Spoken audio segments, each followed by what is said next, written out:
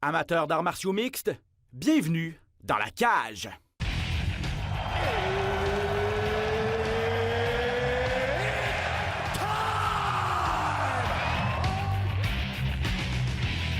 Introducing first, Benoît Baudouin, RDS Info à Las Vegas. and now introducing his opponent. C'est terminé! Victoire de Patrick Côté! Merci beaucoup tout le monde au Québec.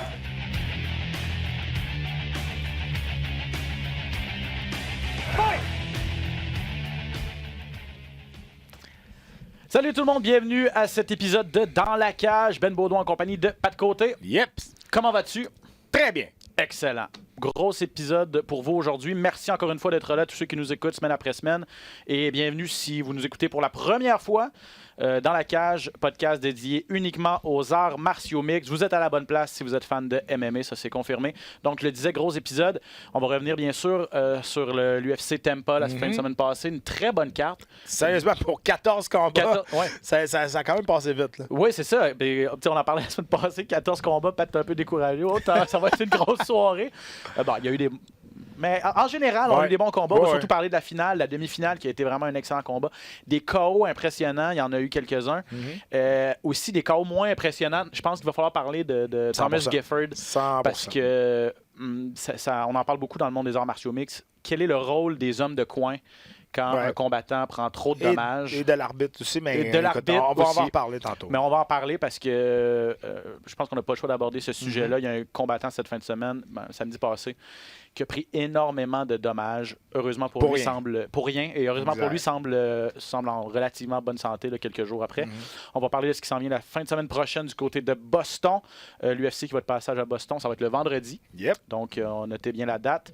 Et tout ce qui se passe également dans le domaine des arts martiaux mixtes. Conor McGregor qui est encore une fois dans l'eau chaude. Bref, toute l'actualité arts martiaux mixtes. C'est crétin. On va... Sérieux, là, maintenant, il faut que quelqu'un le dise. Là. Sérieusement, là, ça n'a pas de bon sens. Mon ami Pat Côté vient de le dire. On va reparler à la fin de l'émission, mais on va commencer ça avec un sujet extrêmement intéressant et j'ai vraiment hâte de lui parler. Et Pat nous faisait remarquer avant d'entrer en ondes que c'est peut-être la première fois, en tout cas de notre connaissance, qu'un juge d'arts martiaux mixtes, un juge à l'UFC, est en entrevue dans un podcast. C'est vraiment cool, ça. Et donc, David Terrien, juge québécois qui a énormément d'expérience à l'UFC. Il est au bout du fil, on va lui parler. Salut David, comment vas-tu? Ça va très bien, un peu nerveux. J'aime mieux être habituellement dans Londres, mais là, je vais essayer de vous aider. C'est peut-être pour ça que les juges ne donnent pas souvent d'entrevues parce que, justement, ils préfèrent être dans l'ombre. Et malheureusement, ou en tout cas, ça vient avec la job... sont souvent critiqués. Et à tort ou à raison. Ma perspective, c'est qu'on devrait être aussi dans l'ombre puis laisser toute la lumière sur les combattants. Oui, bien, ça on dit souvent, le meilleur arbitre, c'est celui-là qu'on voit pas. Oui, c'est exactement ça. Et le meilleur juge aussi. Et on dit toujours aux combattants de ne pas laisser la décision entre les mains des juges. Ben, voilà. Exact. Mais écoute, ça arrive à un moment donné. Oui.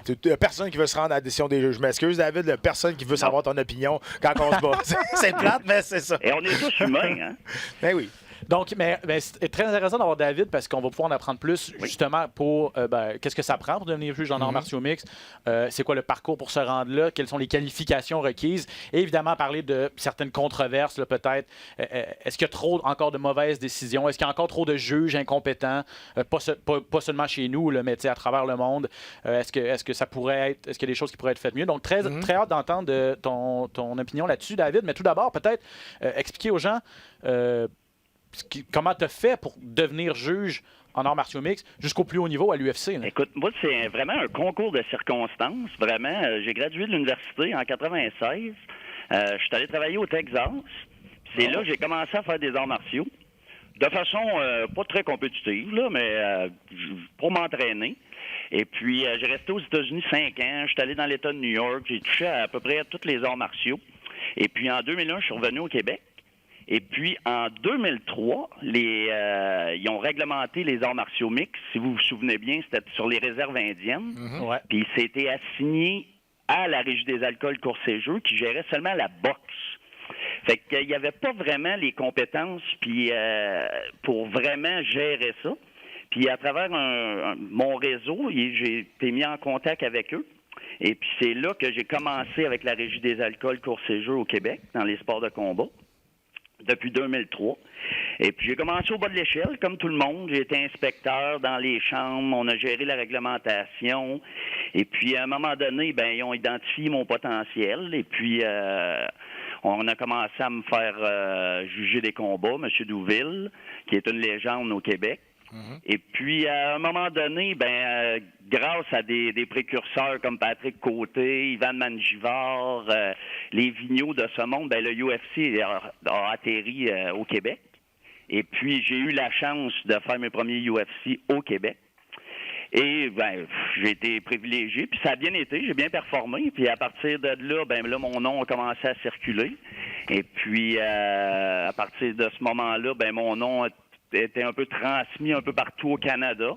Puis depuis, je vous dirais, 2010-2011, je fais pas mal tous les événements UFC qui sont au Canada. Tu parlais de performer, toi aussi, parce que tu as dit j'ai bien performé, on m'a comme vu. Là. C'est drôle d'entendre dire ça par un juge, mais quand tu parles de performer, c'est-tu parce que tu sens que tu as beaucoup de pression sur les épaules quand tu vas travailler? Ouais. Moi, j'ai de la pression parce que je suis très conscient que moi, j'ai une reddition de compte très importante vers les deux concurrents. Tu sais, vous êtes des gars qui s'entraînent 8, 10, 12 semaines. Vous avez fait des arts martiaux toute votre vie. Souvent, c'est l'aboutissement d'une vie quand vous arrivez au UFC. Moi, je me dis, hey, je dois au moins ça à ces gars-là, tu sais, de leur rendre une bonne décision. S'ils sont pas capables de par eux-mêmes déterminer l'issue du combat, moi, j'essaie de me faire un devoir là, de leur remettre une bonne décision. Il y a peut-être des gens qui nous écoutent qui se disent, qui trippent sur les arts martiaux mixtes, mais qui n'ont pas le talent, évidemment, pour devenir combattant, ou peut-être que ça ne les intéresse pas. Peut-être des gens, c'est un parcours qui pourrait les intéresser, devenir juge en arts martiaux mixtes. Ça peut. Puis, tu sais, quand vous me dites, là, devenir juge, il y en a pour tous les goûts, hein, parce que si tu regardes dans la vie, les deux meilleurs joueurs de hockey qu'il y a jamais eu, c'est Wayne Gretzky puis Maurice Richard. C'était les pires coachs dans la Ligue nationale. Fait qu'il n'y a pas de corrélation directe, selon moi, entre être un combattant puis être un juge. Moi, je pense qu'il faut que tu aies une objectivité, tu aies un calme, faut vraiment que tu paies attention vraiment aux détails pour vraiment là, remettre une bonne décision objective. Si demain matin, je veux devenir juge, David, comment je m'y prends? Oh, là, c'est peut-être M. Hamelin qui serait le meilleur à vous répondre à cette question-là. Là. Michel Hamelin, qui est le président ou le commissaire en chef de la commission. Les technicalités administratives, ces choses-là, ça, j'aime mieux pas embarquer là-dedans parce que je pourrais pas vous répondre de façon efficace. Mais tu parlais tantôt que ça n'a pas rapport que tu sois un bon combattant, tu peux devenir un bon coach ou des choses comme ça, mais advenant qu'un combattant veut devenir juge, est-ce qu'il y a un conflit d'intérêt là-dedans? Est-ce qu'il y a un conflit? Je pense qu'il faut qu'il y ait un terme à sa carrière en partant. Okay. Mais là, de là vient l'objectivité de la décision. Est-ce que le combattant va amener une subjectivité au combat? Moi, à chaque fois là, que je juge, j'essaie d'être le plus indépendant possible.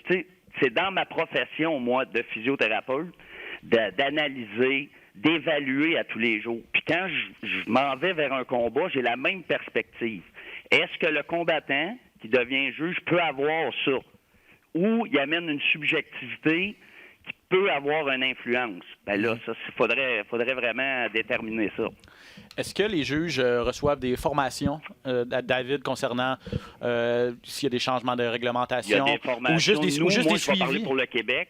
On est vraiment à jour, puis c'est M. Hamelin qui nous tient à jour avec toute la réglementation.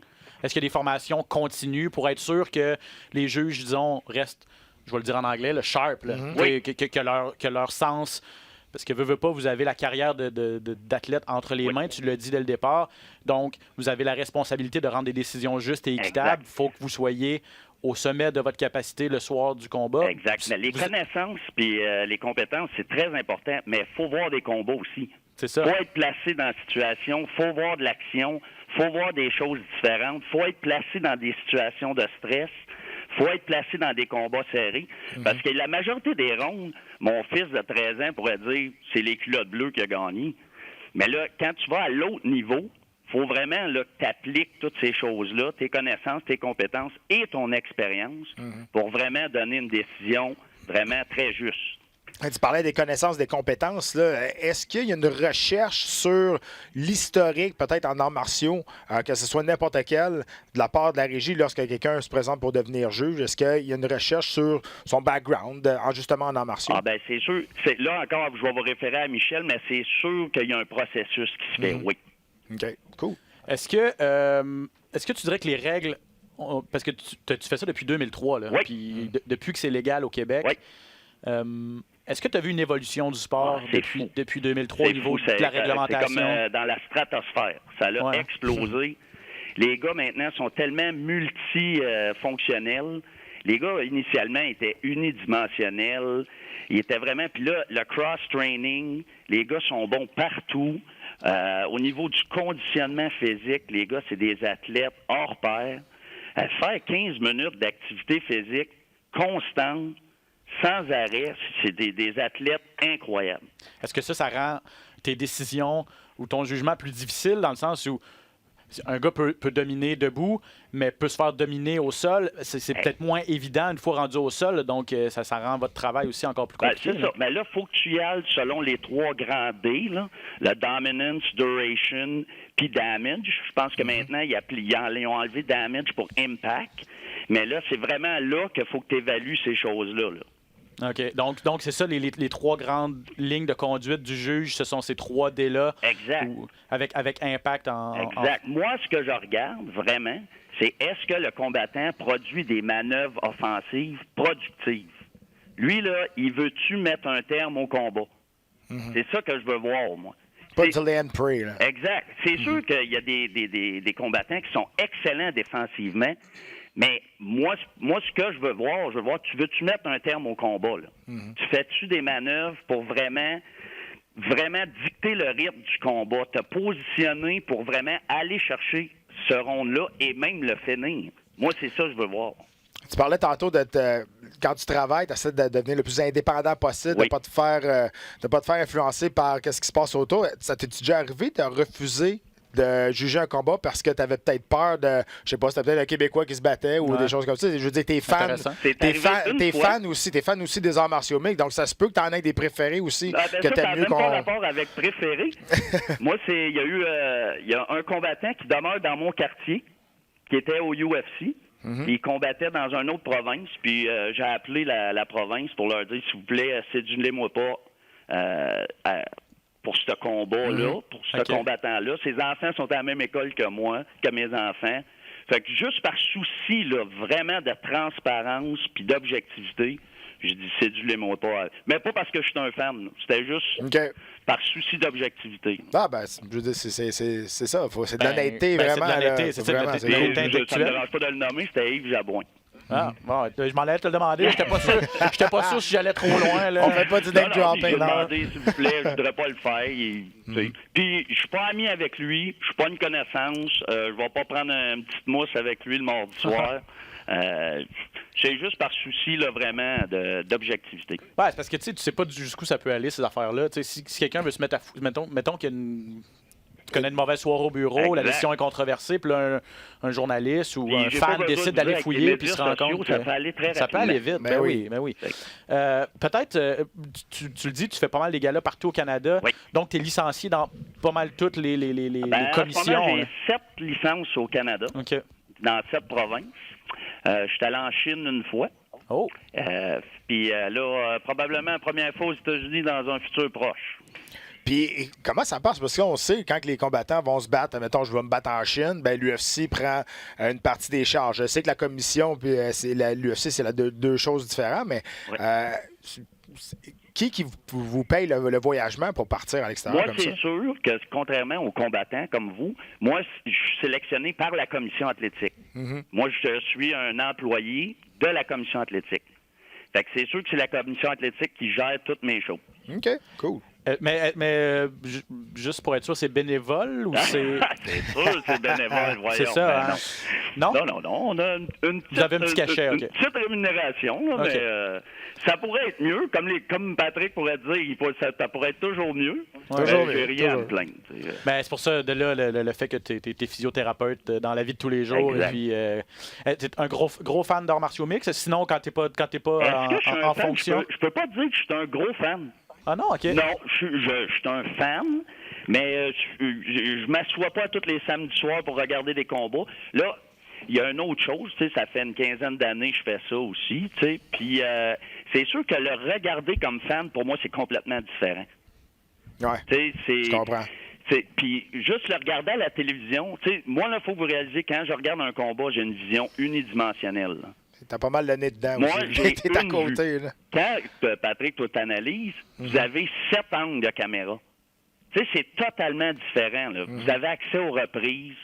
On peut être influencé par l'analyste ou le commentateur. Tandis La foule. Est-ce que la foule, ouais? définitivement. Mais c'est pour ça que je sais pas si je suis allé à un événement live comme spectateur. OK. Non, je peux pas te... Mais je suis privilégié, tu sais, je fais tous les événements au Québec. C'est ça. Je les travaille, les événements au UFC aussi. Fait que, non, je suis privilégié face à ça. OK. On va rentrer dans le vif du sujet. Là. Je pense qu'on t'a assez préparé. Là. C'est bon? Non, sérieusement, parce qu'on en parle souvent. Il n'y en a pas eu dernièrement. Il y a eu quelques décisions un petit peu controversées. Oui. Là. Dernièrement. Dans les dernières semaines, il n'y a pas eu des vols. Je me rappelle la semaine passée, Diego Lima a gagné une décision partagée qui aurait clairement dû être une décision unanime. Mais je pense que tu veux dire aussi, c'est que des fois, il y en a un qui donne 30-27 à un autre, puis l'autre juge va donner 30-27 à l'autre. Donc, comment que les deux ont vu ce combat-là aussi différemment? Est-ce que tu trouves, David, qu'il y a du travail à faire Bien, au c'est niveau sûr des qu'il y a juges toujours en du arts martiaux? travail à OK. faire. Puis là, ce qu'il faut réaliser, là, c'est que chaque événement est régi par une commission athlétique locale.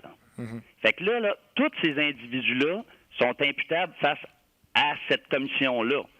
Fait que là, c'est les commissions qui choisissent leur juge, leur arbitre. Fait que là, ça fait un large pool de gens là, à faire. Là, il y a plusieurs choses qui peuvent être déterminées. La foule, comme il disait, l'expérience du juge. Moi, je travaille beaucoup sur la concentration. Tu sais, il y a des gens qui travaillent pas fréquemment. Fait que quand tu travailles pas fréquemment, là, tu arrives dans un événement. Moi, là, quand je fais un événement UFC, il y a 12 combats, j'en fais 6 ou 7. Fait que 6 ou 7 combats, là, pensez-y, les gars, c'est 7 fois 15 minutes. Fait que, tu sais, au niveau de la concentration, là, faut que le gars soit bien préparé. L'événement commence à 6 heures le soir, ça va jusqu'à minuit et demi. Les gens qui ont peu d'expérience dans l'environnement, des fois, peut-être, ça peut les influencer. Tu sais, fait que moi, je donne toujours une chance aux coureurs. Ton premier événement, tu peux avoir les jitters, comme les combattants. Tu sais, il y en a peut-être certains qui ont de la misère. Et puis là, après, ben ça revient vraiment à tes critères d'évaluation. Puis là, est-ce que c'est tout le monde qui a les mêmes critères d'évaluation? Il y a beaucoup de formations qui se fait. Je sais que McCarthy en fait beaucoup avec un autre Canadien, Jaron Vallel. Ouais. Il y a plusieurs arbitres. Fait que de plus en plus, il y a de la formation, mais c'est tout nouveau, là. Puis pensez-y, les gars, c'est un sport, tu sais, vraiment néophyte, là. Ça fait juste une vingtaine d'années. Puis Ouais, puis là, le nombre d'événements explose, parce que là, on parle de l'UFC, c'est sûr, Ben mais oui. tu sais, il y a d'autres organisations les aussi. premiers événements que Patrick combattait, il y avait 10 ou 11 événements annuels. Puis là, on est rendu à quoi? À 35-40? Ouais, juste à l'UFC, puis là, on parle c'est ça. ajouter Bellator, ajouter One, ajouter toutes que- les autres. fait que tout ça fait en sorte que là, ça grossit très vite. Puis oui, il faut que au niveau de l'arbitrage, au niveau de l'évaluation, il faut que ça évolue aussi. Je pense que ça va dans la bonne voie, ça progresse bien, puis oui, il y a encore du travail à faire. Est-ce que tu as déjà entendu parler de corruption? Moi, non. Ah, ouais, dis-le, Non, David. pas moi. Je pense qu'au Québec, puis pour connaître Michel Hamelin, Au Québec, assez puis bien, même moi, je vais à je veux l'extérieur, dire, puis c'est pas trop un problème à chez nous, je pense pas, l'extérieur, là. j'ai jamais vu un incident. Tu sais, ils nous suggèrent fortement, puis on l'est, de ne pas fréquenter les combattants, de ne pas fréquenter les hommes de coin, pas nécessairement fréquenter les gens des médias. On peut être courtois, poli, mais tu sais... Accepter des demandes d'entrevue. C'est correct qu'il n'y a pas un événement proche. Non. Mais, tu sais, il nous éduque bien à quand même garder une distance. Est-ce que tu es juge seulement d'arts martiaux mixtes? Non, depuis quelques années, je fais de la boxe. OK. C'est tout récent, ça doit faire 2 ou 3 ans. Fait que ça, c'est sûr que ça m'aide aussi un petit peu parce que ça me garde actif. Tu sais, au Québec, on a une trentaine d'événements de sport de combat. À peu près une dizaine d'arts martiaux mixtes.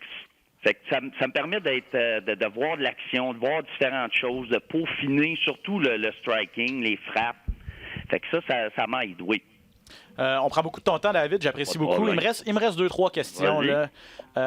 Ta décision, est-ce que tu te rappelles d'un combat qui a été le plus difficile à juger, la décision la plus difficile à rendre de ta carrière? Est-ce que tu serais capable de mettre le doigt dessus? Non, je serais pas capable parce que moi, je juge vraiment chaque ronde comme un combat. OK. Fait qu'il y a certains rondes que je te dirais peut-être j'aimerais revoir, mais un combat, globalement, en tant que tel, non. Mais un round, peut-être. OK. Puis est-ce que tu as un exemple pour... Parce que je regardais les décisions que tu as jugées. Tu as eu des combats pas faciles, honnêtement. Là, je pense à Shevchenko Nunez 2, il y a 2 ans. Beaucoup de gens ont dit Shevchenko aurait peut-être dû gagner ce combat-là. Quand tu regardes les journalistes qui ont fait leur carte aussi, les fans aussi qui votaient, Shevchenko, sur la plupart des cartes des gens, remportait ce combat-là, alors que tu aurais donné 3-2 à Amanda Nunez. Est-ce que ce combat-là, tu te rappelles bien? Puis est-ce que tu as des regrets? Non, ou est-ce que pas particulièrement. Puis pas ce combat-là, non. Non, OK. Non. C'est souvent, ce que je te parle, puis je peux pas te nommer de nom, c'est souvent des événements au Québec, des combattants qui commencent. Parce que souvent, le niveau technique des combattants n'est pas au même niveau qu'au UFC.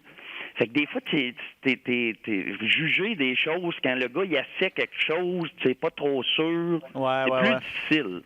Mais quand tu arrives à ce niveau-là, habituellement, c'est même un petit peu plus facile. Tout est calculé, tout est... c'est ça. Tu parlais que tu as monté les échelons d'inspecteur maintenant à juge. Est-ce qu'il y a un autre échelon après ça? Est-ce que devenir arbitre, ça t'intéresserait? J'ai fait quelques combats, arbitre, mais c'est pas pour moi.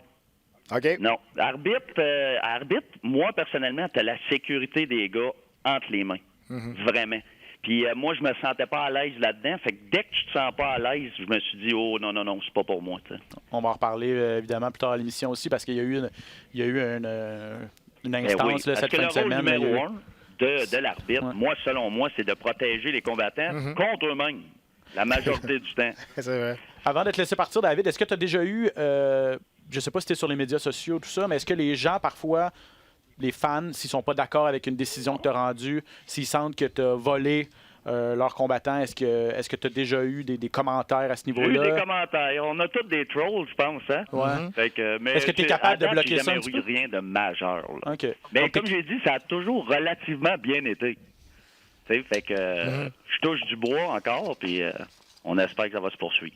Donc, c'est bon. Je pense que ça prend mais corrige-moi si je me trompe, là, mais pour faire ce rôle-là, ça prend quand même une humilité, de se dire... détachement. Un détachement. De se dire, je pense que c'est le bon mot. Détachement, objectivité, indépendance, pour vraiment, vraiment là, rendre des bons comptes aux combattants. Et de pas trop s'en faire non plus avec les commentaires qui vont venir après. Parce que ça, tu viens... C'est sûr qu'au début, c'est un peu plus difficile. Puis c'est difficile des fois comme pour la famille ou whatever. Là. Ouais. Mais après... Parce que est-ce que tu ressens encore après 15 ans, est-ce que tu ressens encore la pression là, de te dire OK, là, je m'en vais, mon travail, c'est de rendre une décision, j'ai pas droit à l'erreur, la carrière de ces gars-là dépend en partie de moi. Est-ce que tu te manques cette pression-là sur les épaules ou faut pas? Toujours. OK. Je vais être toujours vraiment là, bien aiguisé, bien sharp. La seule différence, c'est dans la journée ou la journée d'avant, je suis beaucoup moins nerveux qu'à l'époque. OK. Mais maintenant, j'arrive à l'événement, j'ai une fébrilité, je suis prête. C'est confortable. Je suis excité, je suis confortable, mais il y a une nervosité. Là. Je suis pas assis dans mon divan. Non, je vais être aiguisé puis prêt. Très, très, très intéressant, David. Merci énormément d'avoir pris le temps pour faire cette entrevue. Ouais, j'espère que les gens à la maison seront plus éclairés sur le rôle du juge. Un rôle parfois ingrat, mais un rôle important. Non, mais ils peuvent jamais gagner. Ils peuvent jamais gagner. Mais merci énormément, David. Merci. À bientôt. Bonne fin de journée. Merci, David. Bye. Salut. Très intéressant. Vraiment David. cool. Ouais. Toi, tu l'as rencontré, j'imagine, dans le cadre des galas. Ouais, avec les années, puis souvent, c'était tout le temps les mêmes qui reviennent au Québec. Là. Puis lui, comme il disait, il travaille beaucoup, fait qu'il est tout le temps là. Ouais, avec les années, on se voyait tout le temps, puis il était content quand j'en revenais que je gagnais aussi, parce qu'il était inspecteur dans ce temps-là. OK. Fait que c'était différent, mais je l'ai connu à ses débuts aussi. C'est comme une carrière, mais je l'ai connu à ses débuts comme inspecteur aussi. Ben, c'est comme il dit, c'est ça. J'imagine que les règlements ont changé. J'imagine que lui aussi s'est amélioré avec le temps. Il doit se trouver meilleur qu'il était à ses débuts. Ben, tout ça. Donc, c'est intéressant, tu l'as soulevé le point que il voit ça aussi comme une performance, là, le fait d'aller travailler. Là, donc, au moins, c'est ça. C'est un gars qui a l'air assez intègre et assez... il prend pas ça à la légère. Là, tu le vois, il dit, je me mets la pression de dire je dois rendre des bonnes décisions. Ça fait du bien de voir ça parce que tu veux jamais te rendre à la décision, mais quand tu t'en vas à la décision, au moins tu vas te faire juger par du monde compétent, qui savent de quoi ils parlent. Donc là, quand on entend des discours comme David, il me semble que ça me met un peu plus en confiance avec les juges. Merci encore une fois, David Terrien. Très intéressant, cette entrevue. On va reparler de ce qui s'est passé à Tampa. Le temps file parce qu'il y a beaucoup de points à aborder, notamment cette victoire de Joanna Jędrzejczyk contre Michelle Waterson. Quand on mettait la table la semaine passée, je disais je veux revoir la vieille Joanna, entre guillemets, vintage. La bully, là, tu sais. Et elle nous a sorti une de ses bonnes performances depuis quelques années. Elle était en contrôle tout du long. Et là, en plus, c'est parti, ça, avec une espèce de controverse ou une espèce de doute à savoir, elle sera pas capable de faire le poids. On a écrit quelque chose cette semaine, puis j'ai trouvé ça intelligent. Tu sais, le mind game. Parce qu'elle a dit, moi, j'ai jamais eu besoin, j'ai jamais eu peur de ne pas faire le poids. C'est vrai, au début, quand ça a commencé, il y a eu une espèce de discussion catchweight, mais j'ai jamais dit que je ferais jamais le poids. C'est eux qui ont amené ça. Mais en même temps, il y a d'autres journalistes qui disent, c'était comme jouer dans la tête de Waterson. Pour en revenir, avant, on sait qu'elle était super intimidante. Puis là, un peu ça, c'est parti. Peut-être qu'elle a essayé une autre stratégie, mais... Si ça ne l'a pas dérangé, si elle a eu de la difficulté à faire le poids, ça n'a pas paru du tout dans l'octogone. Elle a remporté les 5 rounds. À mes yeux, alors, j'ai sorti des statistiques. Là. Mais c'est vraiment une performance comme dans le temps. Comme dans le temps. Pour vrai, là, elle a eu un volume. Petit, parce que c'était Joanna Jędrzejczyk au volume et la variété de ses coups était également incroyable. Les coups tentés au total, les coups lancés, c'est du 2 pour 1. Ouais. 350 à 174. Les coups totaux qui ont touché la cible du 3 pour 1. Ça, du 3 pour 1, c'est à cause tout le temps. En contre-attaque, là, elle revenait tout le temps avec une combinaison. C'était incroyable. 226 contre 71 seulement pour Waterson. Les coups significatifs qui ont touché la cible du 3 pour 1 encore, 180 à 58. Elle a visé la tête 26 du temps, le corps 30 les jambes 43 les coups de pied dans les jambes ont fait énormément de dommages. D'ailleurs, elle s'est pratiquement cassé le pied en donnant des coups de pied. Et elle était bonne, et je disais qu'elle n'a pas du tout baissé de régime. Là. Dans les 5 rounds, ça a été constant. 31 coups qui ont touché la cible, 34 au deuxième round, 36 au troisième, 46 au quatrième, peut-être son meilleur round, et 33 au cinquième. Donc ça a été constant tout du long pour Joanna Jędrzejczyk. Pas grand-chose qu'on peut lui reprocher dans cette victoire. Ça a été une volée, là, on va se le dire. Là, vraiment, elle a complètement dominé. Ça a été une raclée d'un bout à l'autre. À part à la fin du troisième round, se faire prendre en choke, là, en étranglement arrière, mais ça s'est bien défendu. Elle est restée calme quand même. Est-ce qu'on lui redonne une chance au titre à son prochain combat ou Suarez? Mais si tu parles de vendre le combat, c'est sûr que c'est mieux avec Joanna Jędrzejczyk. Parce qu'on a vu, là, elle est revenue en plus à son ancien style. C'est super spectaculaire. Tatiana Suarez, elle aussi, elle a un haut ratio de terminer les combats. Mais je sais pas si elle parle anglais, mais présentement, le star power est vraiment du côté de Joanna Jędrzejczyk. Et c'est pour ça peut-être qu'elle retournera en combat de championnat du monde. Et elle, de toute façon, elle a dit que elle avait accepté ce combat-là contre Waterson parce qu'il y avait une clause avec une victoire au championnat du monde. Okay. Donc, mais c'est ça. On s'entend que Tatiana Suarez, c'est sûr qu'elle est à l'UFC depuis un peu moins longtemps. Elle a 4 victoires depuis qu'elle est à l'UFC. Donc, mais elle est invaincue pareil. Oui, c'est ça. Elle est invaincue. Mais c'est vrai que côté Star Power et côté non, Joanna Jędrzejczyk, ça va demeurer. Je regarde les classements. En fait, Jędrzejczyk est passé 4e. T'sais, devant elle, il y a Andrade, Namajunas et Tatiana Suarez qui est 3. Moi, je te dirais qu'il y a Andrade et là, parce que Namajunas, c'est qu'on ne sait pas ce qui va arriver. C'est ça. Et je pense qu'on va vouloir battre le fer pendant qu'il échoue avec Zhang Weili. Elle a un petit problème de visa, par contre. Là, tu portes à croire qu'elle ne pourrait pas se battre. Elle ne peut pas rentrer aux États-Unis. Je ne sais pas. Joanna Jędrzejczyk a lancé ça dans les airs, ou je ne sais pas si c'est un projet qui est vraiment sur la table, mais elle a dit je vais me battre dans un stade en Pologne. 60 000 personnes. 60 000 personnes. Je ne sais pas si Zhang Weili pourrait pourrait entrer Aller en en Pologne, Europe, ouais, là, je aller sais en pas. Europe. Je sais qu'aux États-Unis, pour l'instant, c'est problématique. Non, mais je sais qu'il y a quelqu'un du Mais- gouvernement, je pense que c'est le gouvernement américain qui essaye de l'aider à Ouais. avoir son visa de travail. Là. Donc, ça serait intéressant. Je pense que Namajunas doit, je le disais, le pied gauche un petit peu endommagé. Pied droit, je pense, Ouais, un pied petit peu droit. endommagé.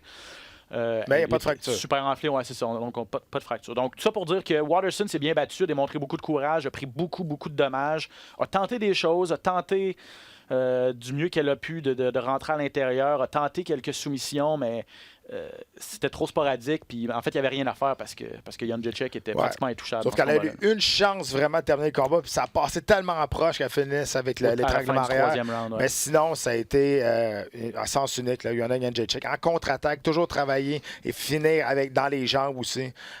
Écoute, c'est vraiment spectaculaire comme performance. Cobb Swanson, il était dû, lui, pour aller chercher une victoire contre Kron Gracie. Le combat de la soirée, sans aucun doute. Les Ouais. deux gars ont d'un bout à l'autre. Et Kron Gracie, Mais ça a été une clinique quand même. Là, Ça a je veux été- dire. oui, ben, parce que Kron Gracie est solide et tough. c'est ça, là, il a un parce bon que, menton. Hein? Je veux dire, si on regardait nous autres ici le ratio de qui a donné plus de coups, là, du 3 pour 1, du 2 pour 1, c'est sûr que ça va du côté de Swanson. C'est du 2 pour quand 1 même, pour Swanson, Ouais. assurément. Là. Mais tu as été surpris que ben, tu sais, Gracie a tenté, mais j'ai pas trouvé qu'il a tenté de façon assez constante d'aller au sol avec Cobb Swanson. Mais j'ai un peu l'impression que c'est les qualités de Swanson. Swanson Écoute, se déplaçait tellement bien que c'était comme impossible exactement. pour La Gracie. préparation de Cobb Swanson dans ce combat-là a été parfaite. Fallait pas qu'il reste devant Gracie, fallait pas qu'il reste collé. Puis dans les deux premiers rounds, c'est super bien déplacé. Au troisième, il commençait à être fatigué. Donc c'est pour ça qu'on a eu plus une guerre au troisième, parce que les deux restaient un en face de l'autre. Swanson était tellement glissant à cause de la sueur que d'amener le combat au sol en travaillant du haut du corps, à la fin du comme troisième round. comme Gracie aime faire. C'est pas un gars qui va chercher dans les jambes tant que ça. OK. Il aime aller coller, travailler au haut du corps, un peu plus de la lutte gréco-romaine. Mais là, il n'était pas capable. À la fin, là, trop trempe, les deux, trop glissants. Et victoire pleinement méritée contre Swanson, même si Gracie dit dans les médias, I won that fight. J'ai gagné ce combat-là. Faut pas oublier que ce gars-là pense que la terre est plate aussi. Hein. Fait que, Oui, tu sais, mais il s'est fait un petit peu écœurer aussi avec Ben ça. oui. C'était 4 défaites de suite pour Cobb Swanson. Ouais, un non, gars c'était- qu'on aime beaucoup, mais tu sais, c'est un do or tu sais, die. contre Brian Ortega, contre Frankie Edgar, contre Renato Moicano, Shane Burgos, son dernier contre-performance, là, c'était à Ottawa. Ouais. Mais sinon, 3 de ces 4 défaites, c'était contre des très gros noms. Retrouve finalement le chemin de la victoire contre Kron Gracie. Donc, ça va faire du bien. Est-ce que ça va ralentir beaucoup le train Gracie, dans le sens où, Ben, tu sais, avec son nom, j'imagine que l'UFC voulait peut-être lui donner toutes les chances de gravir les échelons relativement rapidement. 100%, Il n'est pas sauf que- super jeune non plus, là, 31 ans. 100%, sauf que là, Cobb Swanson vient complètement d'exposer les faiblesses et les Ouais. grosses lacunes de Gracie. Si t'es pas capable d'aller à terre, ben écoute, ça va devenir un combat, je veux pas dire facile, mais tant que tu as un bon footwork et tu sais qu'il c'est pas un gars qui frappe super fort, donc tant que tu es capable de t'enlever du chemin et pas aller au corps à corps pour rien, ben ça va donner des combats comme qu'on a vu face à Cobb Swanson. Donc, on a exposé encore une fois le fait d'être un combattant unidimensionnel, trop faiblesse dans une des 3 matières, dans le fond, là, ben, tu peux pas te dominer et penser être invincible non plus. Là. Je regarde les statistiques, là, on en parlait. Les coups significatifs, c'est 135 contre 86 en faveur de Cobb Swanson. Donc, effectivement, si Gracie, puis les stats, ça ne dit pas tout, là, mais je suis d'accord que Ben Kron oui. Gracie qui crie au vol, il n'y a pas grand monde qui va le prendre au sérieux Pas après du avoir regardé le combat de samedi soir. Donc, Cobb Swanson qui retrouve finalement le chemin de la victoire. Et puis un gars, c'est vrai, parce que ça m'a fait penser à l'UFC 206. Petite anecdote qu'il faut que je vous raconte, parce que j'étais là. L'UFC 206, je ne sais pas si vous vous rappelez, mais Cobb Swanson avait gagné une guerre contre Duo Choi, le combat de l'année 2016. Yep. Ça se passe au mois de décembre 2016. Et puis j'avais fait une entrevue avec... j'étais dans les coulisses du Air Canada Center à l'époque, l'aréna à Toronto. Puis j'avais fait une entrevue avec Cobb Swanson. Puis je lui avais demandé comment il se sentait d'avoir probablement remporté le combat de l'année. Là. Tu regardais les médias sociaux, c'était Ben non, c'était unanime. Là. ridicule. Le titre n'avait pas encore été décerné. Puis là, j'ai demandé qu'est-ce que ça représenterait pour toi. Puis il s'est mis pratiquement à pleurer. Il est devenu super, super émotif en disant « J'ai travaillé tellement fort pour ça. C'était une guerre incroyable. Il faut être 2 pour danser, mais ce titre-là, j'ai jamais rien gagné, entre guillemets, dans ma vie. Il n'a jamais gagné de ceinture de championnat, jamais gagné de championnat de Jiu-Jitsu. Il a jamais... il dit gagner ça représenterait vraiment beaucoup pour moi, puis il est devenu ultra émotif. Puis après, durant son entrevue dans l'Octogone avec Michael Bisping, j'ai retrouvé ce Cobb Swanson-là. Ouais. Tu vois qu'il a mis tout son cœur. Tu sais, ces 4 défaites de Il suite... savait que c'était un do or die aussi, probablement. C'est ça. Ces 4 défaites de suite ont fait très mal à sa carrière. Il savait que probablement il n'avait plus droit à l'erreur. Il a fait une performance incroyable. Il a réussi à livrer la marchandise. Et puis tu voyais qu'il était ultra heureux. Là. Fait que, quand tu vis des moments comme ça, quand tu t'assistes à des moments comme ça, c'est toujours vraiment... Puis, tu sais, Swanson, c'est pas un gatekeeper, mais c'est pas un gars de main event non plus. Il se retrouve comme dans cette... tu sais, un gatekeeper, on sait à quoi ça sert. Les champions, on sait à quoi... Mais entre ça, tu dis tout le temps, on va-tu l'utiliser pour monter quelqu'un d'autre ou on va le prendre pour vraiment tester quelqu'un qui est supposé être plus haut que lui? Donc, tu sais, t'es tout le temps dans cette zone-là jusqu'à temps que tu fasses une grosse performance qu'il n'a pas été capable de faire dans les 4 derniers combats avant. C'est ça, il cognait tellement à la porte d'un combat de championnat. Autour de quoi 2017 là, après justement sa victoire contre Duo Choi et puis après ça il y a eu Artem Lobov tout de suite après et puis là il est arrivé contre Brian Ortega. C'était probablement un combat là, pour décider qui allait affronter le champion, qui allait devenir aspirant numéro 1. Il a perdu ce combat-là. Donc, c'est ça. C'est un gars qui est passé si proche, mais à la fois si loin. Donc, bien content pour Cobb Swanson, un combattant que j'ai toujours bien apprécié. Nico Price contre James Vick. Je parlais en début d'émission de beau KO. Ça, je considère que c'est un beau KO dans le sens, quelque chose qu'on voit pas souvent, c'est peu orthodoxe. Pas beau dans le sens où James Vick a perdu la carte complètement. C'était pas beau de sa réaction, le physique. Là. Pas beau parce que ça fait 4 défaites de suite, dont 3 knockouts assez solides qu'il subit, là, James Vick. C'est pour ça que c'est pas beau. On dirait qu'il est plus capable de... C'est sûr que c'était quand même un coup de pied au visage, là, mais il reste qu'on sent qu'il est tellement hésitant maintenant au combat debout. Il veut tellement pas se faire frapper qu'on dirait que c'est encore pire. Quand il se déplace, il monte le menton pour être sûr qu'il soit assez loin. C'est 2 fois plus dangereux. Fait que, tu sais, quand tu perds ton menton là, en arts martiaux puis tu le sais, c'est vraiment dur de te battre après. Là. Puis, écoute, je sais pas si tu te souviens, Nico Price avait déjà knocké un autre gars qui était par-dessus lui, mais à Hammer Fist, par-dessus des choses qu'on n'avait jamais vues. Il y a un style vraiment bizarre. Price, il est nerveux, tu sais, nerfé, là, on dirait. Là. Puis il avance, puis on dirait qu'il... C'est ça, techniquement, c'est pas toujours le plus beau, exact. Le plus clean, mais pour ceux qui l'ont pas vu, en fait, le combat s'est retrouvé au sol. Nico Price était sur son dos, et puis il a donné un up kick, là, qu'on appelle donc un coup de pied par en dessous, mais le talon directement sur le nez de James Vick qui a tout de suite tombé dans les pommes. Il est tombé. Il a même dit sur Twitter qu'il s'est blessé la jambe là, parce que il est tombé dans les pommes et son corps a comme il était tellement mal tombé. Il s'est comme là. tordu le genou, là, donc il se serait blessé à un genou en raison de la façon dont il est tombé. Il est resté inconscient quelques secondes. Beaucoup de secondes. Donc, c'est un petit peu inquiétant à ce niveau-là. Mais ouais, effectivement.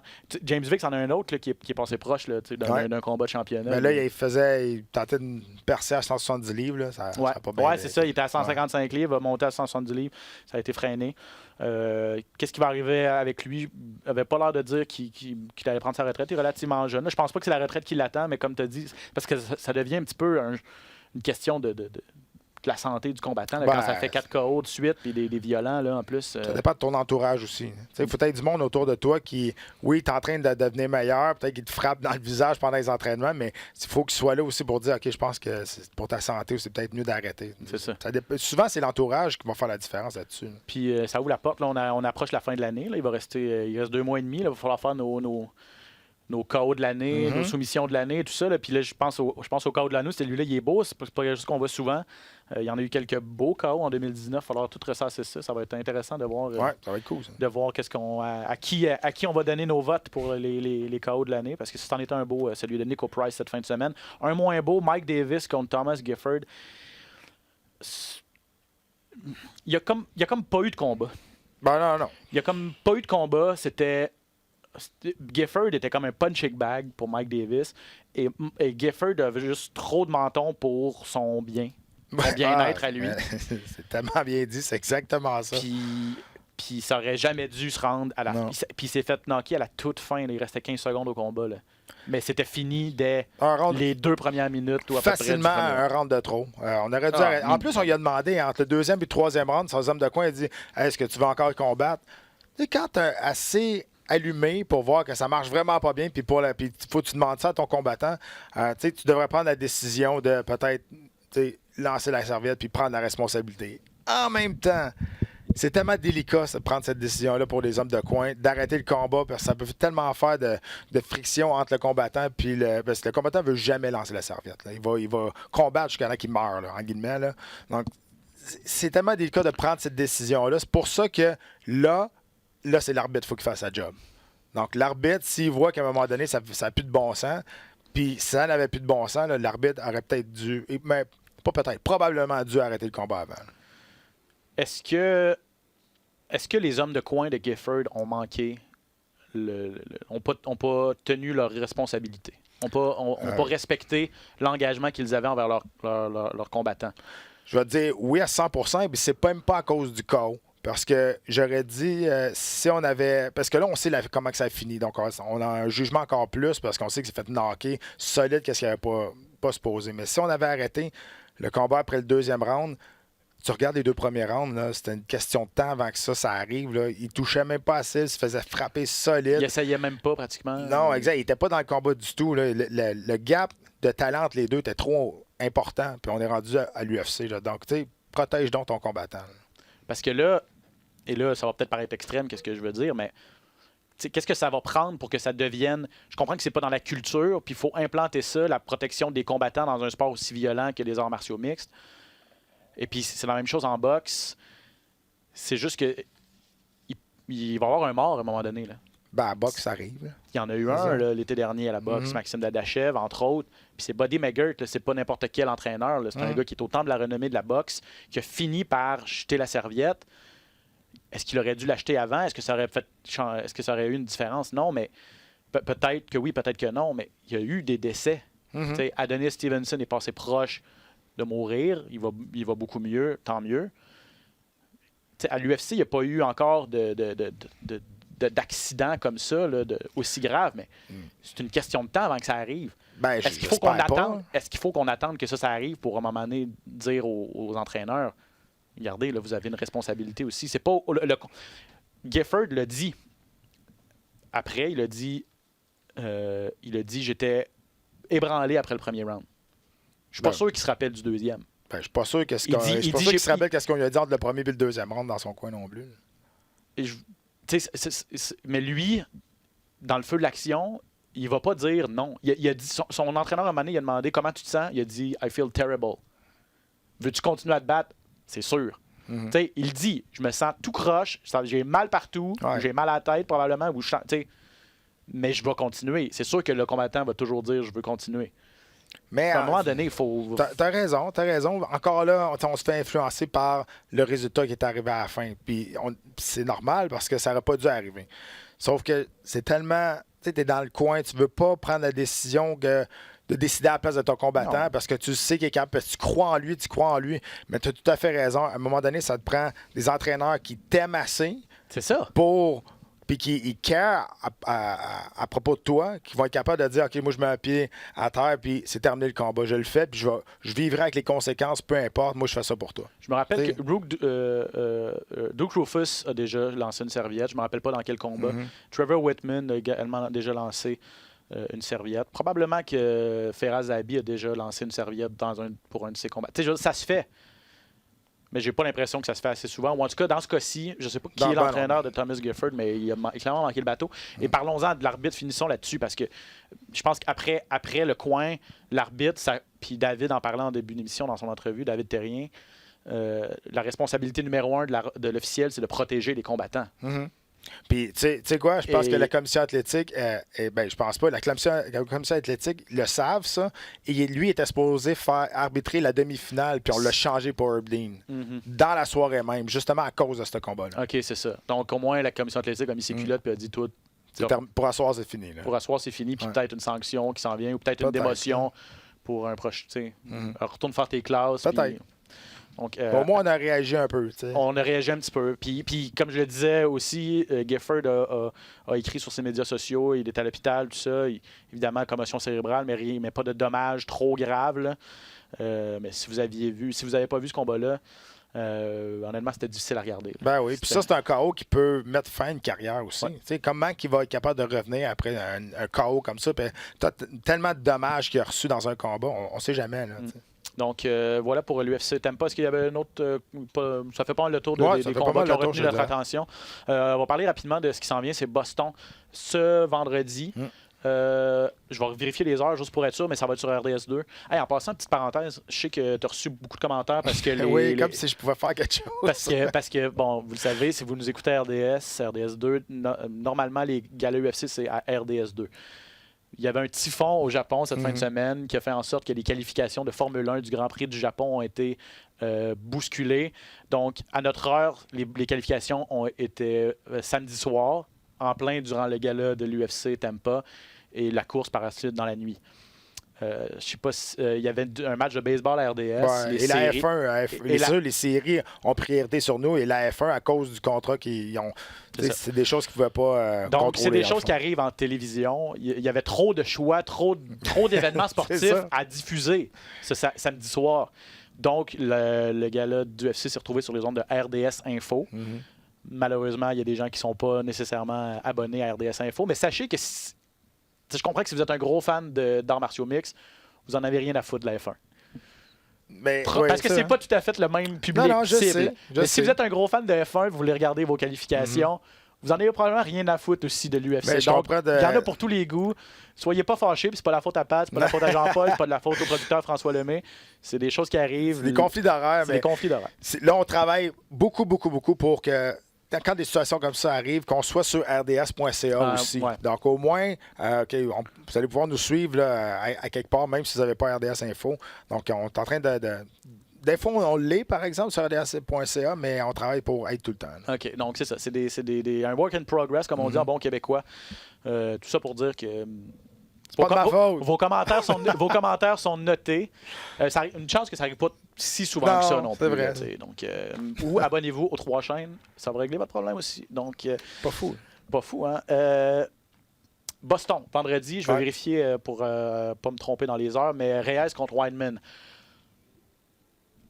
D'une part, très hâte de voir ce combat-là. Dominique Reyes, un espoir de premier plan à 205 livres qui n'a jamais subi la défaite. Non. Et depuis qu'il est à l'UFC, on lui a donné toujours des niveaux de compétition de plus en plus élevés. On l'a bien bâti. Ouais.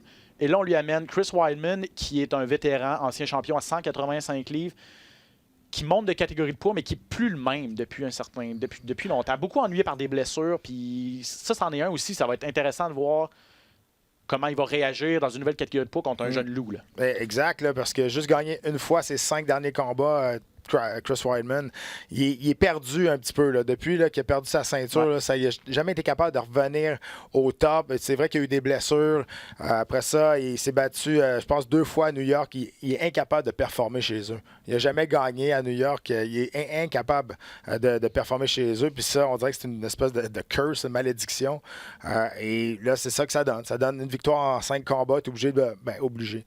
Essaie de donner une deuxième vie à sa carrière à 205 livres, mais c'est sûr que Chris Weidman, c'est l'ancien champion du monde. On lui aurait pas donné un combattant qui n'était pas classé dans le top 15. Là. Ça, c'est sûr. Donc, Dominique Reyes était dispo. Puis, bien hâte de voir ça, moi aussi, parce que Reyes est meilleur debout. Mais Weidman, c'est intelligent, va lutter. Il va tenter d'amener ça au sol, oui. C'est ça, Reyes, probablement, peut-être au niveau de la portée, devrait peut-être avoir un petit avantage aussi. J'ai hâte de voir parce que c'est là, en fait, on va savoir aussi s'il est prêt à passer à la prochaine étape parce que veut pas, lui, il n'est pas loin d'un combat de championnat, Dominique Reyes, contre John Jones. Ouais. Est-ce que Weidman, à ce stade-ci de sa carrière, peut lui donner vraiment un test? Est-ce que c'est vraiment un upgrade là, ou un niveau de compétition plus difficile que Cannonier ou que Volkan Oezdemir ou que Ovin Semprou qu'il a affronté à ses derniers combats? Ben, oui, écoute, moi, je pense que c'est un combat parfait pour les deux parce que Chris Weidman, il gagne et il vient de donner une première défaite à Reyes qui était l'aspirant qui s'en venait. Donc, il se remet dans la game direct, ça, c'est sûr. Et pour du côté de Reyes, ben, c'est d'aller battre un ancien champion du monde. Mettre ça dans ta fiche, puis là, dire, OK, là, j'étais à 12-0, j'étais invaincu, j'ai battu tout le monde et un ancien champion du monde. Donc là, c'est sais, pour les négociations, c'est toujours mieux comme ça. Donc, je pense que c'est un win-win pour les deux, là, dépendamment, c'est eux qui gagnent. Là. Ça va être intéressant. Ouais. On vous le disait, le Chris Weidman qui a une victoire à ses 5 derniers combats. C'était contre Kelvin Gastelum. Mais ça avait été une de ses bonnes performances. C'était comme le vieux Chris Weidman. On se disait, ça y est, est-ce qu'il est de retour? Est-ce qu'il va avoir être capable de bâtir un momentum? Mais non, il a subi la défaite tout de suite après à son autre combat. Et comme je le disais, là, se bat à peu près une fois par année là, depuis 4 ans. Souvent blessé aussi. Là, donc, sera-t-il en santé? Sera-t-il... C'est un gros 185 livres. Là. Il devait couper beaucoup de poids. Je pense pas qu'au niveau non, c'est un gros bonhomme. Du poids, ça va jouer beaucoup. Mais un choc de style. Reyes, très bon debout. Weidman, un bon lutteur. Une force de frappe également. On le sait, il a déjà passé le KO à Anderson Silva, entre autres. Donc, intéressant de voir ce combat-là. En demi-finale, ça va être la reprise du combat entre Yair Rodriguez et Jeremy Stephens qui a été... disons, interrompu assez rapidement. Ça se passait le mois passé du côté de Mexico. Pour ceux qui ne sont pas au courant, à 15 secondes à peu près du début du combat, un coup de... Stephens a reçu un doigt dans l'œil. Un doigt dans l'œil accidentel. Plus capable d'ouvrir son œil, plus capable d'ouvrir son œil. On lui a laissé du temps. Erdine il a utilisé de toutes les stratégies possibles pour étirer le temps encore plus, pour éloigner le docteur. Mais finalement, incapable d'ouvrir son œil, il est obligé de déclarer une nulle technique, comme on appelle, parce que c'était un coup accidentel. Donc, et là, on reboucle ce combat-là. C'était à faire, sauf que... Du côté de Rodriguez, là, il a pété un plomb dans l'octogone après. Là, puis on dirait qu'il pensait que Stephens avait faké. Là. Ouais, avait fait exprès. Quand on connaît Jeremy Stephens, là, tu sais, il est tout le temps là pour les gars. Il avait pu dépenser 30 000 $ pour son camp d'entraînement. Il était allé là 3 semaines, je pense, ou 1 mois à New Mexico pour s'habituer de l'air. Donc, tu sais, le gars, il va pas faker un doigt dans l'œil. Après 15 secondes, non, c'est ça. Donc, c'est un combat que les gens voulaient voir. Ce qui a fait mal à Rodriguez, c'est qu'il se battait chez lui au Mexique. Les gens avaient payé pour voir Yair Rodriguez, entre autres. Et en fait, surtout pour le voir lui en finale. Et puis, là, les gens se sont mis à lancer des bouteilles de bière, des bouteilles d'eau dans l'octogone et tout ça. Là, ça devenait un petit peu pratiquement dangereux. Donc, au moins, l'UFC a également... Et les deux gars ont été corrects. OK, on va le refaire rapidement. Ça fait peut-être un mois plus tard, là, on relance les hostilités avec une nouvelle animosité entre les deux gars à cause de cet événement-là. Donc, ça va être intéressant de voir ça en demi-finale. Un autre choc de style. Là. Rodriguez, plus élancé, bon debout, assez unorthodoxe aussi dans ses attaques. Jeremy Stephens, un brawler. Un brawler solide. Là, qui peut knocker avec celle-là puis celle-là. Sérieux, est-ce qu'il va être capable de rentrer à l'intérieur? C'est ça qui va être intéressant. Il y a Greg Hardy sur cette carte-là aussi. Peut-être une chose que j'ai à dire sur ça, en fait, on n'en parlera pas beaucoup, mais les premiers combats de Greg Hardy à l'UFC, on le mettait en très haut sur la carte. Là, il est le 3e combat. Mais on faisait aussi de la promo sur lui. Puis on sentait que l'UFC voulait mousser son nom. On sait que c'est un ancien joueur de la NFL. Et là, j'ai l'impression qu'on s'est un petit peu calmé sur la promotion de Greg Hardy. Je pense qu'on a compris que de un, il n'y avait rien prouvé, que de 2, les gens s'en foutaient un petit peu. Puis que de 3, c'est peut-être pas le personnage sur lequel tu veux bâtir. À cause de son historique criminel, mais c'est ça. À un moment donné, ils ont essayé quelque chose, ça n'a pas marché. Il y a une longue, ils l'ont compris. Ils ont arrêté de dépenser d'argent pour faire la promotion d'Hardy qui ça leur revient pas dans les poches. Je pense que c'est une bonne chose là, parce que le monde était là. Le gars, il arrive. Puis, il n'a jamais rien prouvé en arts martiaux mixtes. Donc, mais quand même, va tenter de poursuivre sur sa lancée. Un bon début de carrière, Greg Hardy, à part à son premier combat où il avait perdu en raison d'un coup illégal. Depuis ce temps-là, prouve qu'il prend du galon un petit peu. Donc, hâte de voir jusqu'où il va être capable de se rendre à ce niveau-là. Maycee Barber, la jeune Maycee Barber qui poursuit sa quête, elle, contre la Canadienne Gillian Robertson, à 125 livres. J'aurais pensé qu'elle aurait tenté de se placer à 115 livres, Maycee Barber. Je connais pas les tenants aboutissants de ses coupes de poids et tout ça, mais il semble vouloir s'installer à 125 livres. Oui, puis ça va bien. Là. Ça va bien. C'est une jeune prospect, puis on tente de la modeler comme il faut pour prendre la relève, là, parce qu'elle n'est pas vieille, là, je pense, à 21, exact. Fait que, c'est des combattants de même pour l'organisation, mais pour l'équipe aussi, pour l'équipe de gérance, on doit choisir les bons adversaires au bon moment pour la monter, parce qu'elle est tellement jeune, puis je pense que face à Robertson, là, c'est un bon test parce que c'est quand même une vétérane. Puis on va voir vraiment ce que Maycee Barber a dans le corps. Donc ça va être vendredi sur nos ondes, donc RDS 2, 19h.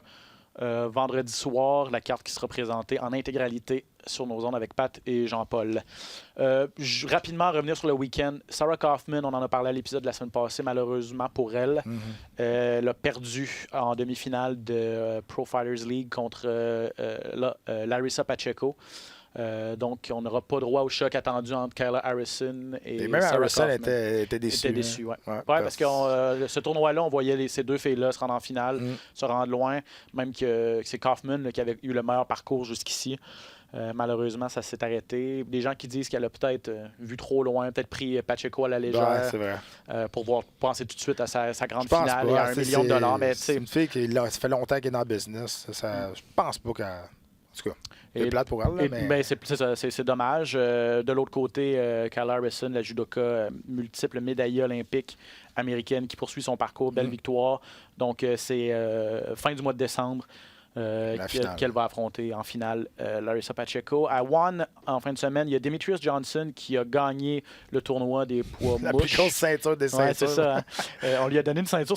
Il n'est pas champion de l'organisation, il est champion du tournoi. Et là, va affronter le champion Moraes. Probablement 2020. Parce que là, il a dit je veux prendre quelques mois de repos. Là. Lui, depuis qu'il est à One, là, c'est 3 combats. C'est 3 combats en 6 mois. Là. Il a été très actif, donc il veut revenir aux États-Unis, chez lui, dans l'État de Washington, prendre son relax un petit peu. Probablement début 2019, va tenter d'aller chercher la grosse ceinture. Mais tu disais la ceinture la plus grosse parce que c'est pas le plus gros, là, Demetrius Johnson, non, on va se le dire, mais la mais ceinture était immense sur son épaule. C'est Ben Askren qui a dit, je me souviens quand j'ai gagné cette ceinture-là, il dit elle pèse 22 livres. 22 livres, c'est un gars de 125, c'est pas loin du tiers de son poids quasiment. Puis Johnson de Mighty Mouse a un petit peu fait la blague. Là, ils ont mis la ceinture sur l'épaule, puis il a failli tomber. Il a fait semblant de tomber, là, tout ça, en disant dire, ouais, elle est pesante. Là. Elle n'a pas juste l'air pesante, elle est pesante pour vrai. Là. Donc, Mighty Mouse qui poursuit son parcours à One, en fait, sa fiche immaculée. Et Angela Lee, canadienne d'adoption, une fille qui a grandi à Vancouver, a conservé son titre des poids atomes. Ça, c'est 105 livres chez les dames. Et son frère, Christian Lee, qui a gagné à 155 livres. Donc, là, j'ai lu ça. Ce serait le premier duo frère et sœur champion dans une organisation majeure. Ouais, je pense que oui. Là. Moi, j'en connais pas d'autres. C'est ça, moi non plus. J'ai déjà vu des frères se battre dans une même organisation, mais... Des frères, peut-être. Ouais, les frères A, à Bellator, peut-être, ont déjà été champions. Les frères Lima, il y en a un qui est à l'UFC, l'autre qui est à Bellator. Effectivement, il y a eu des frères, mais des frères et sœurs. Ce serait la première fois. Donc, félicitations à ces deux Canadiens qui ont grandi à Vancouver. Il nous reste quelques minutes. Parlons seulement... OK, Cain Velasquez a pris sa retraite. Vous l'avez sûrement vu. Il en parlait depuis un certain temps. Il voulait aller en lutte. Là, c'est fait. Se joint à la WWE. Yes. On a fait quelque chose avec Tyson Fury également. Ouais. Et puis Brock Lesnar. Je suis pas un gros fan de lutte, là, personnellement. Je pense que Cain Velasquez va y trouver son compte là-dedans. Ça va peut-être être mieux pour sa santé. Ça fait mal à l'UFC, c'est un gros nom, mais je pense qu'il était rendu là. Je veux dire, ça fait mal, c'est un gros nom. Il se battait jamais. Il se battait jamais, puis il avait perdu son dernier contre Ngannou. Donc, tant mieux pour lui. Ben oui. Il va poursuivre sa carrière à WWE. Je pense qu'il faut parler de Conor McGregor parce que il y a eu, on a appris cette semaine, il est allé en cours, le fameux incident du bar à Dublin, là, lorsqu'il a frappé un monsieur qui aurait refusé de prendre un shooter de Proper 12. Ça va devant la cour. Pour l'instant, il s'est seulement présenté là, devant le juge. Il va revenir dans 3 semaines, début novembre, pour savoir il va plaider coupable ou non coupable. Il y a ça, mais il y a aussi autre chose qui est sortie. Ça, j'ai lu ça ce matin. Un autre incident, apparemment, Pat, je ne sais pas si tu as vu ça, qu'il aurait... Et là, l'affaire, c'est qu'il faut faire attention, parce que en Irlande, les règles judiciaires sont très, très, très strictes. Ça veut dire que les journalistes, lorsqu'ils commentent ou lorsqu'ils font un article lorsqu'ils rapportent un fait juridique, ne peuvent pas nécessairement nommer les personnes impliquées pour protéger la victime ou pour protéger une personne qui n'a pas une personne qui n'a pas été encore jugée, donc qui n'est pas nécessairement coupable, qui est innocent jusqu'à la preuve du contraire. Donc, ce qui se passe à Dublin, c'est qu'une star multiplanétaire irlandaise aurait vendredi soir violé une jeune femme dans un bar de Dublin. Et là, tu lis l'article puis tu dis Ben là. C'est sûr. Il parle de Conor McGregor. Ouais. Il le nomme pas, mais c'est Conor McGregor. C'est la Et là- deuxième fois. Hein. Et là, c'est la deuxième fois. Il est aussi sous enquête pour un autre présumé viol ou agression sexuelle qui se serait passé il y a quelques années. Il n'est pas coupable encore. Il n'a pas été jugé. Il n'a pas été accusé même formellement. Mais quand toujours... associé à ton nom, tu as toujours des soupçons comme ça. Ou des choses qui arrivent. Ou Je des... savais à quoi tu pensais, mais tu ne pouvais pas le dire. Là. Mais tu sais, je veux dire... Je veux pas dire qu'il est coupable ou rien, mais à un moment donné, tu cours après le trouble. Puis qu'est-ce que ça fait? Puis juste pour sa réputation, là, c'est toujours associé à lui. C'est toujours associé à lui. C'est jamais loin de lui.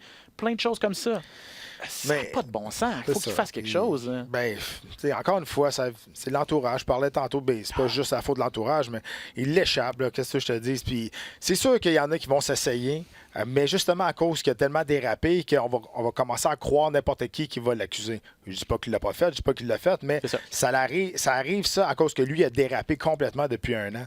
Donc, tu sais, je veux dire, des choses comme ça. Puis il y en a qui disent je veux dire à la blague là, que tous les plus grands champions du monde ont déjà été en prison. Bon, dans les sports de combat. Ben, peut-être dans le temps, là, mais aujourd'hui, là, ça a beaucoup changé le sport aussi. Georges Saint-Pierre, dans la nouvelle, est jamais allé en prison. Anderson Silva est jamais allé en prison. Non, mais tu sais, on compare ça à Mike Tyson, des choses comme ça. Mais Bernard Hopkins. Ça a évolué. Le monde a évolué. Les athlètes ont évolué. Puis les fans aussi ont évolué. Puis à un moment donné, tu peux pas flouer tout le monde comme ça sans avoir des représailles. Puis c'est ça. Tu t'es accusé à gauche, à droite, puis à un moment donné, ben, ça vient du normal, puis ton étoile pâlit. C'est parce qu'à un moment donné aussi, puis je veux vraiment pas excuser ses actes, là, mais on lui a pardonné plein de choses qu'il a faites. Tu sais, l'histoire de l'autobus, là, il y a des gens qui ont été blessés. Là. Il n'y a rien eu. Là. Il y a des heures de travaux communautaires ici et là. C'est comme s'il n'y avait rien eu. Là, il y a cette histoire-là dans le bar. Il y a cette histoire-là à Miami où il a frappé, où il a brisé le cellulaire d'un gars. Il y a 2 histoires de présumées agressions sexuelles. C'est grave. Là, là à un moment donné, l'UFC a toujours balayé ça en dessous du tapis en voulant dire quand Conor paye la vache à lait, là, ben viens-t'en. Là, on va les organiser, tes combats. Là, pas de problème. Là, tu vas nous rapporter. Là, on va... Mais à un moment donné, en tant que compagnie, l'UFC ne peut pas non plus être indéfiniment associé à un gars comme ça. Là. Ouais, mais si tu savais, ça fait couler d'encre, puis ça rapporte de l'argent à la compagnie. Veux pas. Tu parles de Conor, qui est associé à l'UFC, mais s'il fait ça à l'extérieur de l'UFC, ben l'UFC va tout le temps popper, puis c'est une question de business. C'est une question de business, mais moi, si j'avais une compagnie, je ne voudrais pas être associé avec des présumés criminels ou des gens qui agissent comme ça. C'est pas en 2019. Puis ça se passe là, dans les studios Hollywood aussi. Là, les studios Hollywood, c'est des machines pour faire de l'argent aussi. Là. Quand il y a là, c'est rendu là, MeToo, puis c'est normal. Aussitôt qu'un acteur, un directeur de studio, un producteur, un réalisateur est associé de près ou de loin, hey, on le fuit comme la peste. Là. Merci, bonsoir, t'es parti. Il a beau te ramener de l'argent, ça doit être ta plus grande vedette. Si t'es associé à ça, non, on ne touche pas. Persona non grata. Faudrait que l'UFC aussi, à un moment donné, embarque là-dedans. Là. Oui, mais ça revient comment à ce tu veux que comment tu veux te faire prendre au sérieux en tant que compagnie? Puis comment tu veux attirer... Je comprends, les gens qui sont déjà là peut-être que ça va pas rien leur faire, les fans déjà. Mais si tu veux attirer des nouveaux fans, là, tu as ESPN. Là. Ça appartient à Disney, ESPN. Là. À un moment donné, là, ils vont peut-être dire aussi, lever le flag, « Hey, je m'excuse, mais des gars de même, là, c'est pas super bon pour notre image. On est associé à votre sport. » Déjà qu'il y a du monde qui disent « On devrait pas être associé à ça parce que c'est trop violent. » On vous fait confiance, on croit en votre plan d'amener ça global, que la sécurité des combattants. Bon, OK, on est prêt à croire, là, à vous donner le bénéfice du doute là-dedans, à embarquer avec vous autres là-dedans pour démocratiser les arts martiaux mixtes. Il y a des affaires comme année, on peut pas vivre avec. Là. Ben, tu as raison. Écoute, là, c'est sûr que tu veux pas être associé à ça, puis... Tu as tellement mis de l'énergie là-dessus, tu es en train de déraper ben raide, puis c'est plate parce que, oui, tu as raison, on est rendu à quelque part qu'il faut faire attention aux produits. On dirait que là, ils ont tout donné à ESPN, puis après ça, ben, qu'est-ce qui s'est passé avant? Ben, on regarde tout ça, puis on s'en fout parce que, tu l'as dit, on l'a tellement pardonné que c'est rendu normal. Mais ils vont te répondre exactement la même affaire que tu as dit au début. Ouais. Et il n'a jamais été accusé, il n'a jamais été coupable non plus. C'est ça. Donc, il reste à voir où ça va mener cette nouvelle accusation. Contre Conor McGregor, il aurait selon l'article, en état d'ébriété, aurait tenté d'agresser sexuellement une demoiselle vendredi soir, on aurait confisqué, au prorata, son véhicule, au on aurait prorata, confisqué là, du avec, linge, on aurait confisqué des choses. Là, au donc, prorata, avec qu'est-ce qui sort puis qu'est-ce qui arrive à un moment donné, il y en a que ça va être vrai là-dedans. Fait que, c'est ça. Puis si c'est pas vrai, puis si c'est vrai, puis il paye la victime pour pas qu'elle porte plainte officiellement, ben à un moment donné aussi... Ben, juste ça, le c'est fait pas d'être... mieux. Non, c'est pas mieux. Puis juste le fait d'être associé constamment, il se passe pas un mois sans qu'il n'y ait pas une nouvelle histoire qui sorte concernant Conor McGregor. À un moment donné, ils sont peut-être pas toutes vraies, mais je peux pas croire qu'ils sont toutes fausses non plus. Non, mais c'est ça que je te dis. T'sais, au prorata, à un moment donné, ça se rejoint tout à la même place. Et Conor, je l'aime beaucoup comme combattant. Je le trouve ultra divertissant, mais il y a des choses que, en tant qu'être humain, en tant que personne, tu peux pas accepter, puis tu peux pas... Je veux dire... Il y a des choses qui ça dépasse les bornes, donc il faut les dénoncer aussi, ces choses-là. Yep. Ça fait pas mal le tour. J'aurais voulu parler de Ali Abdelaziz. Peut-être qu'on en parlera la semaine prochaine si on a le temps. Un autre. C'est intéressant parce que. Puis ça, c'est un sujet qu'on pourrait peut-être approfondir. On en a déjà un petit peu parlé, ça fait un certain temps au podcast, mais là, c'en est un autre. C'est un gérant là, qui prend énormément de place dans la sphère des arts martiaux mixtes. Parce qu'il y a à peu près le 3/4 des combattants. Là. Après le 3, c'est ça. Donc, et puis, il y a des gens qui n'aiment pas ça. Et puis, bref, conflit d'intérêts, des choses qui se passent avec Ali Abdelaziz. Peut-être qu'on pourra approfondir le sujet la semaine prochaine. Vous nous écouterez à Dans la cage la semaine prochaine. Merci, Pat. C'est tout le temps qu'on a cette fin de semaine. J'espère que vous avez apprécié l'épisode. Je vous rappelle que vous pouvez nous regarder sur Apple Podcasts, Google Podcasts, Spreaker, iTunes, name it, toutes vos plateformes, Castbox, également sur rds.ca, bien sûr, /balado diffusion, l'application de RDS, l'application iHeartRadio, tous les podcasts de RDS et de TSN s'y retrouvent. iHeartRadio, vous le voyez en bas de l'écran. Également sur YouTube pour voir un gars overdress avec un gars en calotte. OK, merci beaucoup tout le monde. Merci beaucoup, Pat. À la prochaine.